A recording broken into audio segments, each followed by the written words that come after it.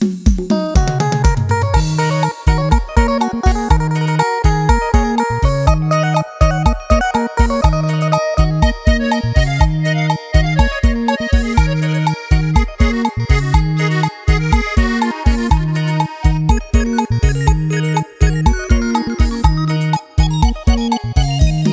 ่ห้างลูกสาวน้องคืองามแท้น้อน้องลาขนาดถึกผัวทิมมาน้องแก้วตายังงามโดนใจ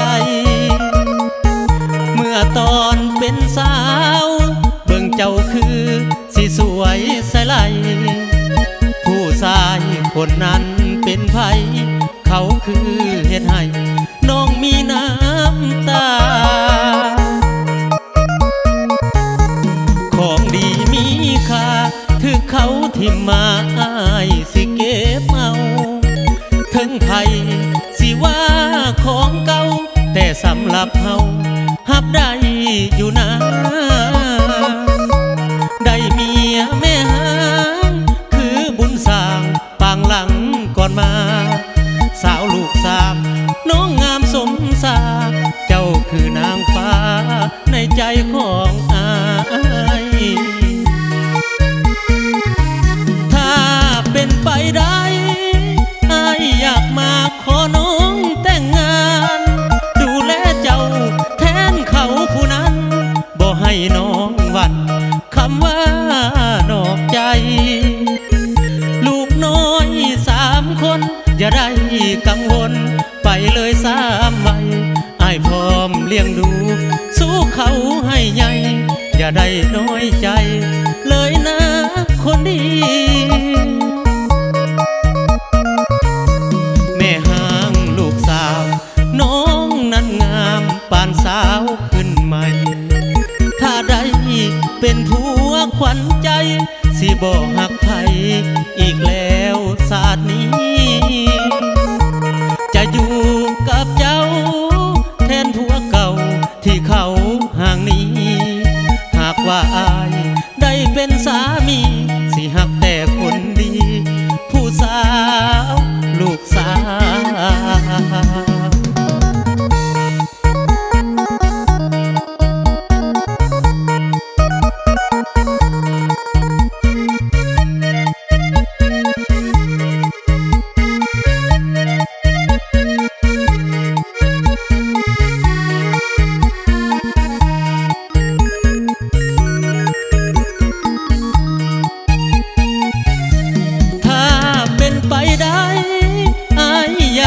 ขอน้องแต่งงานดูแลเจ้าแทนเขาผู้นั้นบ่ให้น้องหวั่นคำว่านอกใจลูกน้อย3 คนอย่าได้กังวลไปเลย3 วัยอ้ายพร้อมเลี้ยงดูสู้เขาให้ใหญ่อย่าได้น้อยใจไปเลยคนดี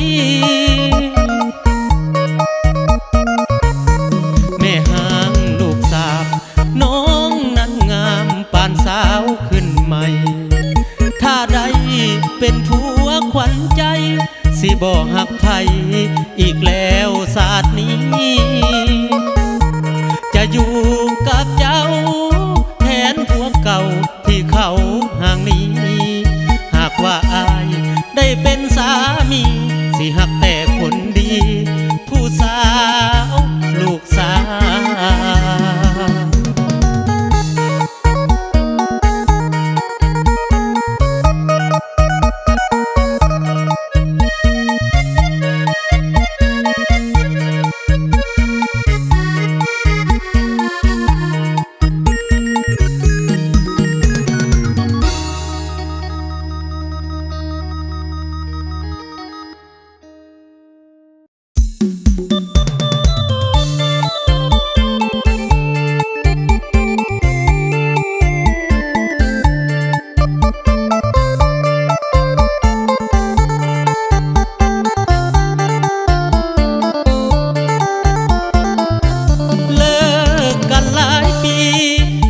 คนดีไปมีผัวใหม่เงินทองเหลือกินเหลือใส่ก็ดีใจน้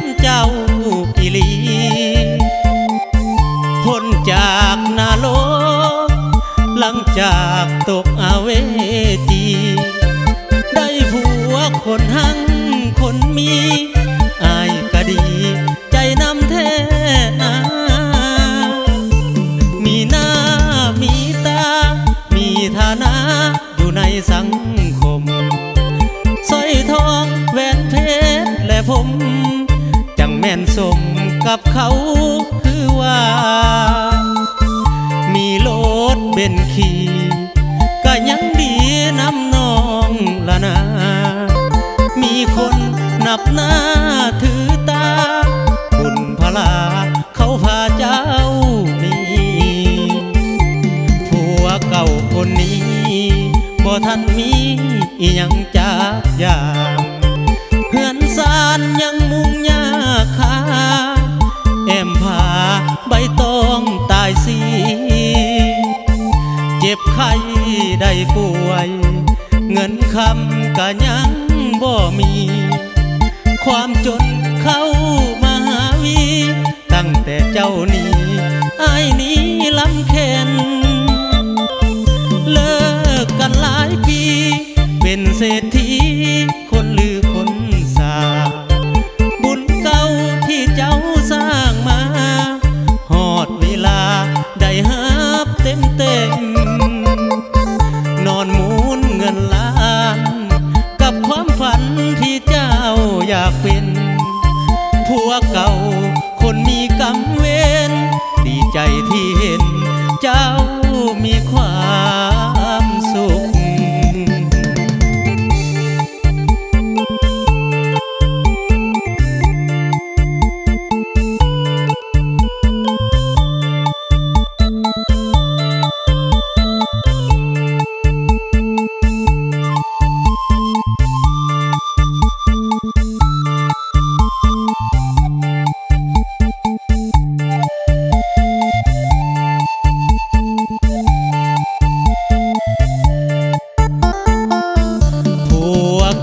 คนนี้บ่ทันมีอีหยังจากอย่างเพื่อนสานยังมุ่งยาคาแอมผาใบตองตายสีเจ็บไข้ได้ป่วยเงินคำก็ยังบ่มีความจนเข้ามาหาวีตั้งแต่เจ้านี้อ้ายนี้ลำเค็นเลิกกันหลายปีเป็นเศรษฐีคนลือคนสาบุญเก่าที่เจ้าสร้างมาหอดเวลาได้หับเต็มเต็มนอนหมุนเงินล้านกับความฝันที่เจ้าอยากเป็นผัวเก่าคนมีกรรมเวร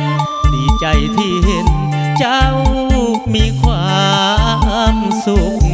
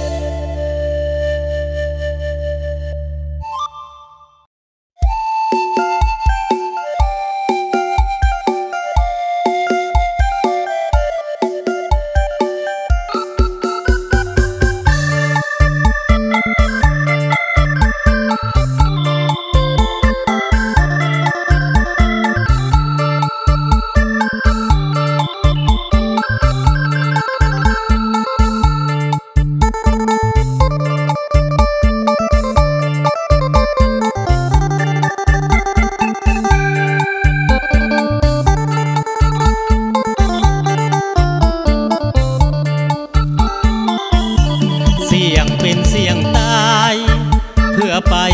สอบหาเงินคำหวังมาแต่งเอาคนงามก่อนคำนั้นมาเป็นเมียทางญาติสองฝ่ายจำจากกันไว้อย่างดีออกใหม่เดือน2 ปีนี้อายสิไปขอน้องแน่นอนเรื่องเงินค่าดอง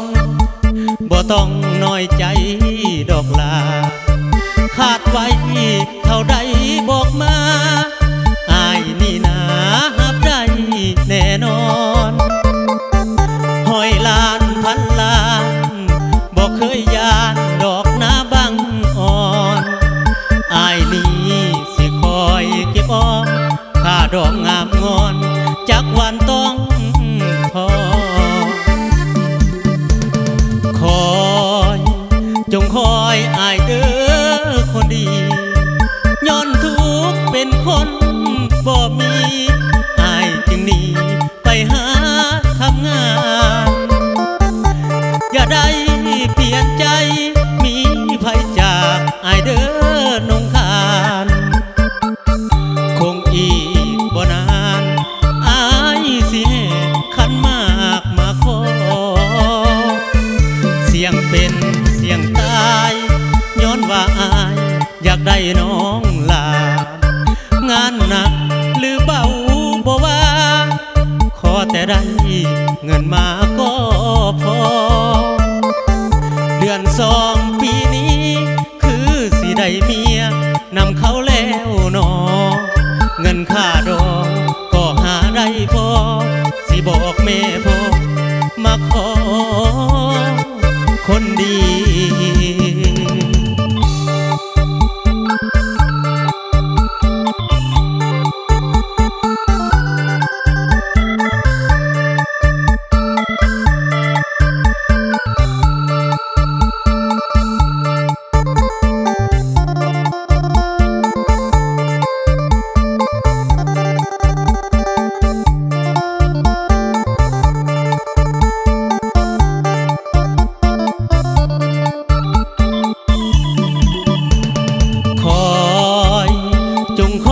อายเด้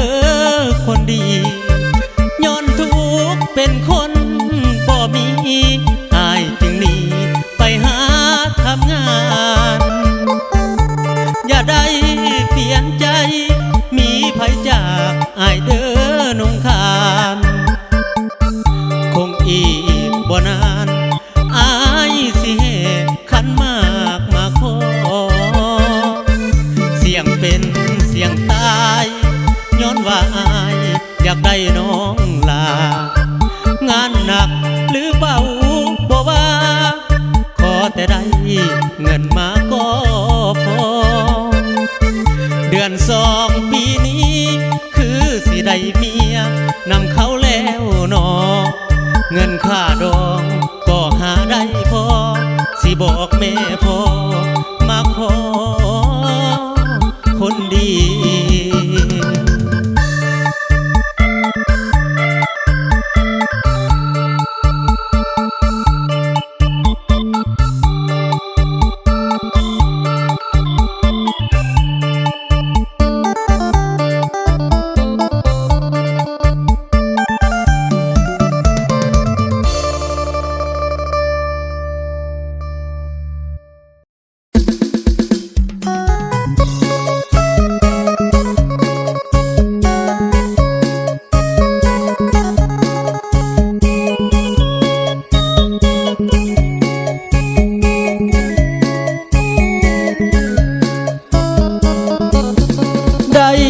ยินเขาย้องว่าน้องงามปานนางเอกสาวบ้านโพนเล็กเจ้าคือนางเอกในหนังบุญบ้านโพนเมืองรอซื้อเครื่องเลยพบน้องนางหูบ่แอวบางนวลนางอ้ายหลงหักน้องเคยเมื่อส่งเจ้านงเยาจำได้บ่ล่ะได้แวะเที่ยงนาสัญญามอบหักให้น้องสาวถิ่นผู้ไทยงามบาดใจแท้เด้เนื้อทองอยากมาเป็นเคยแม่น้องแต่งดองเอาน้องคนดีสาวบ้านโพนเล็กน้องคือนางเอกในใจของสายเห็นแล้วบ่อยากห่างไกลอยากเป็นเคยผู้ไทยถิ่นนี้สาวบ้านโพนเมืองทงกว้างหวังพูนก็มีแต่อายมักน้องคนดีผู้สาวโพนเล็ก สาว่าน้องงามปานดารานังคำเว้าคำจาของนางถึกใจอายทุกอย่างแท้นาสงกรานต์ปีนี้ที่ทำเกียร์อายสิเมื่อหาไหว้วอนอินพรหมเทวาให้ลูกได้มาเป็นเคยอินผู้ไทย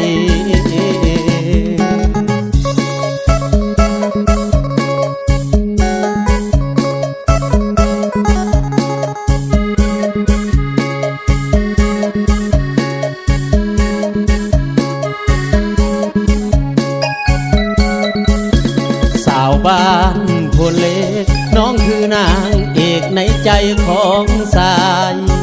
เห็นแล้วบ่อยากห่างไกลอยากเป็นเคยผู้ไทยถิ่นนี้สาวบ้านพลเมืองทงกว้างหวังปูนก็มีแต่อายมักน้องคนดีผู้สาวพลเล็กนี่นะได้ยินเขาสาว่าน้องงามปานดารานังคำเว้าคำจาของนางถึงใจอายทุกอย่างแท้นาสงกรานต์ปีนี้ที่ทำเกียร์อายสิเมื่อหาไหว้วอนอินพรหมเทวาให้ลูกได้มาเป็นเคยถิ่นผู้ไทย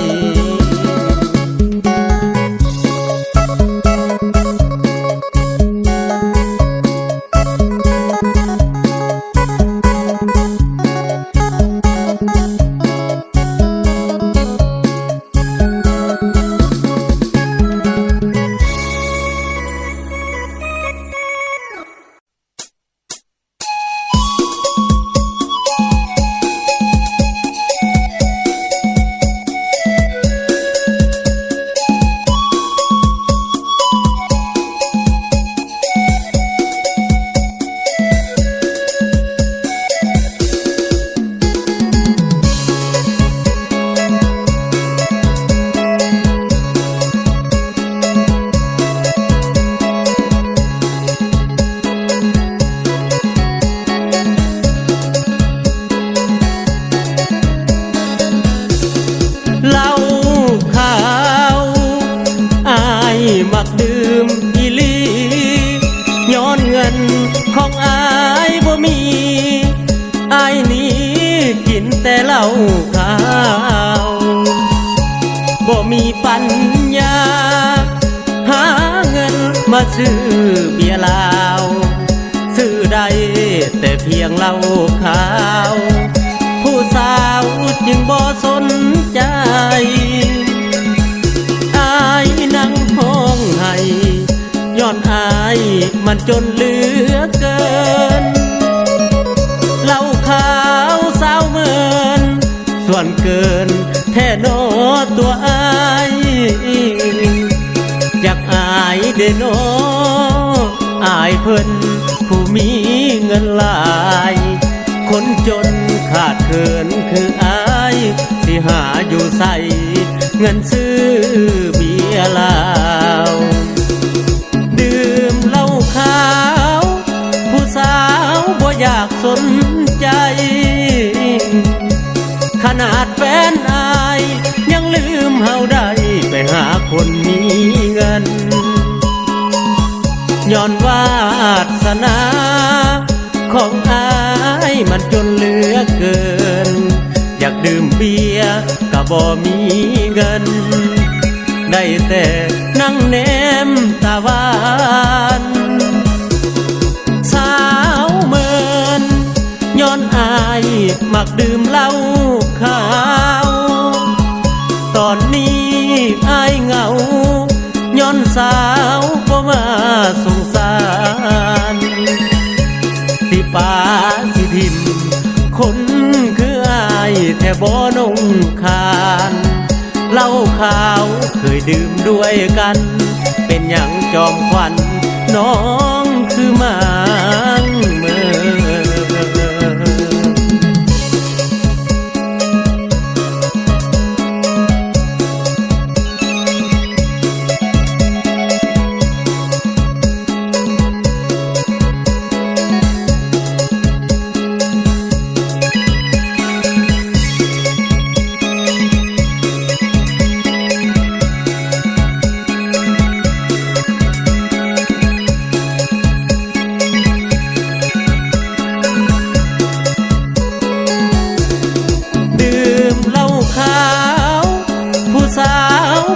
ากสนใจขนาดแฟนอายยังลืมเฮาได้ไปหาคนมีเงินย้อนวาสนาของอา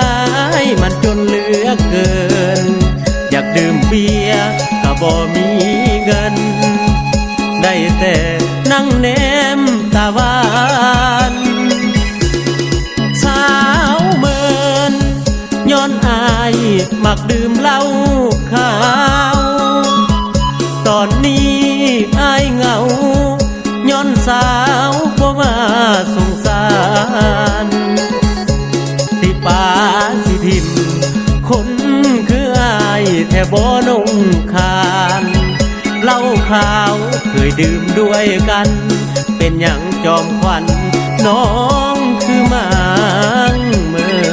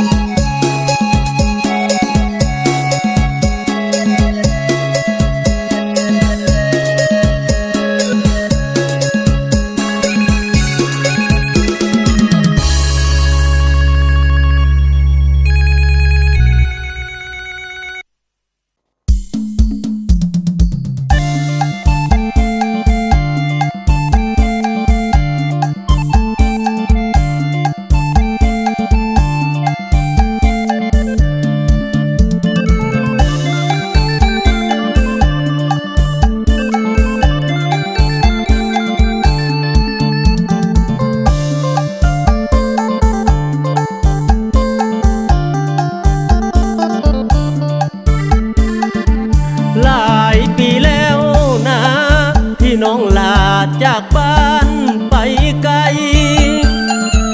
ลาถิ่นผู้ไทยไปอยู่ใส่บ่มีข้าวฮู้บ่ว่าอายอยากให้น้องคืนบ้านเฮากับภูมิลำเนาบ่อนเจ้าเคยอาศัยก่อนมาพ่อแม่เอาลุงป้าห่วงหาคนดีพร้อมทั้งผู้ชายคนนี้คิดฮอดอีหลีคิดฮอดแท่นาหรือน้องลืมสิ้นถิ่นผู้ไทยเฮาแล้วบอกแก้วตาหากน้องบ่ลืมสัญญาอยากให้คืนมาบ้านนาของเฮา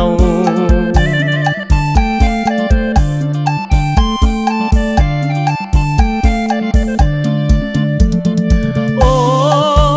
ยน้อโอ้ยละสาวผู้ไทยสาวผู้ไทยไกลบ้านหลายปีบอกกัดเต่าลืมผู้บ่าวอยู่พี่และบ่น้องจึงบ่มาลา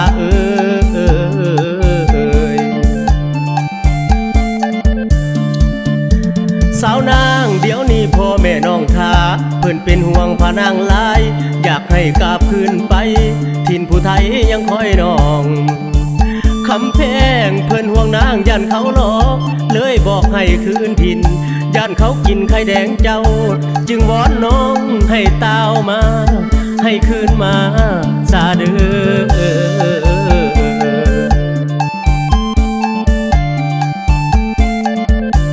ถ้าน้องได้ยิน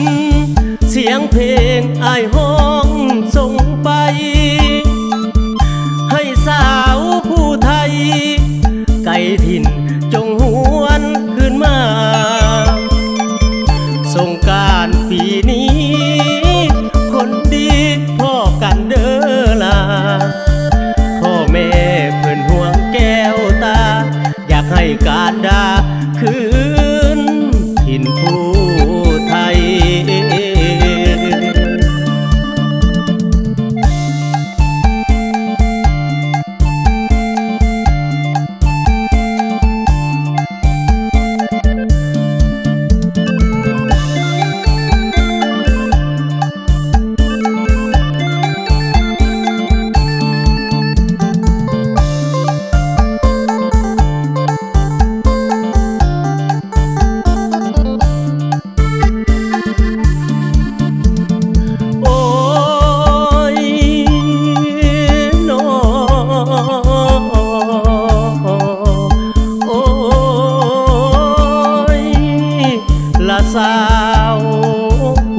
เอ่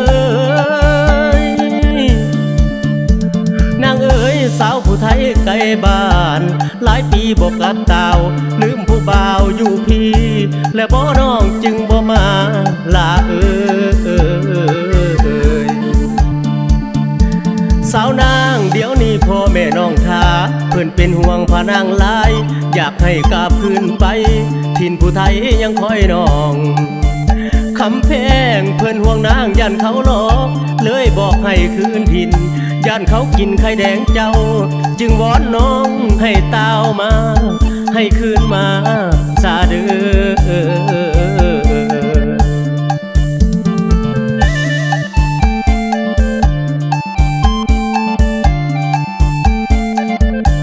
ถ้าน้องได้ยินเสียงเพลงอ้ายห้องส่งไปให้สาวผู้ไทยไก่ถิ่นจงหวนคืนมาสงกรานต์ปีนี้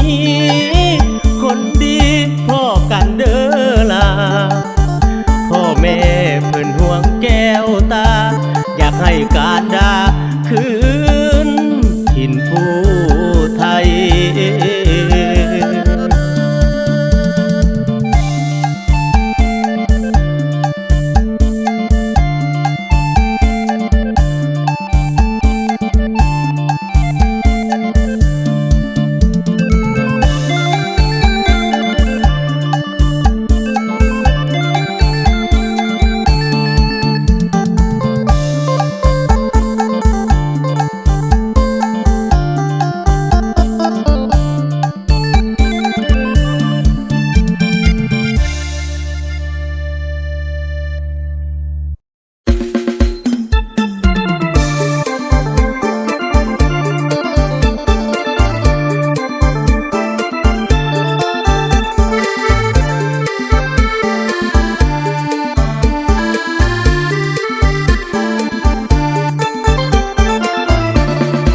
ใจ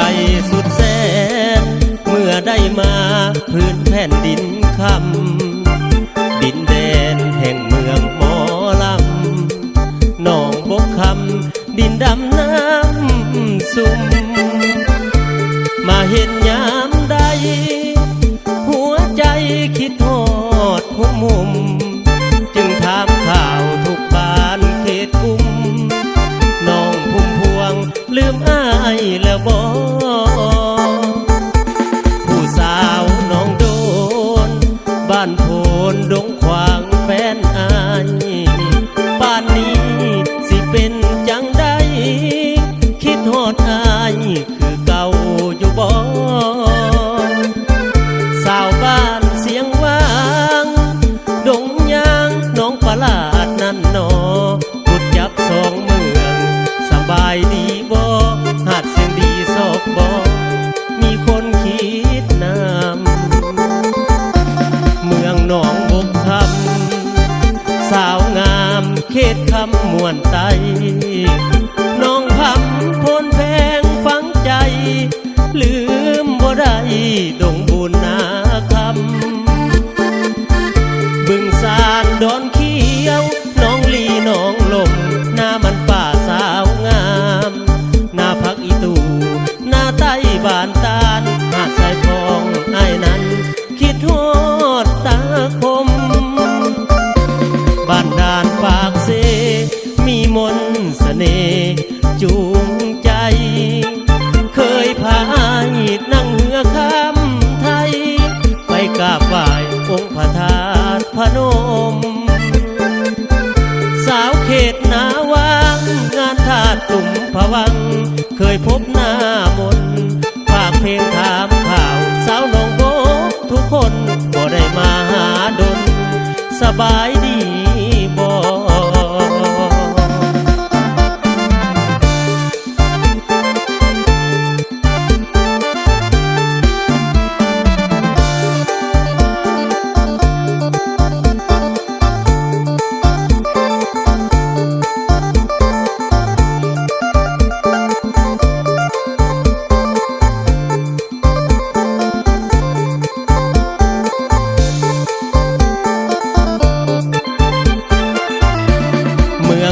บกคำสาวงามเขตคำมวนไตน้องพำพลแพงฝังใจลืมบ่ได้ดงบุญนาคำบึงสานดอนเขียวน้องลีน้องลมหน้ามันป่าสาวงามหน้าพักอีตูหน้าไต้บานตาลหาดสายฟองไอ้นั้นคิดฮอดตาคมบ้านด่านปากเซมีมนต์เสน่ห์จูงใจเคยพาอ้ายนั่งเรือข้ามไทยไปกราบไหว้องค์พระธาตุพนมสาวเขตนาวางงานทาสตุ่มผวังเคยพบหน้ามนฝากเพลงถามข่าวสาวน้องโบกทุกคนบ่ได้มาหาดนสบายดีบ่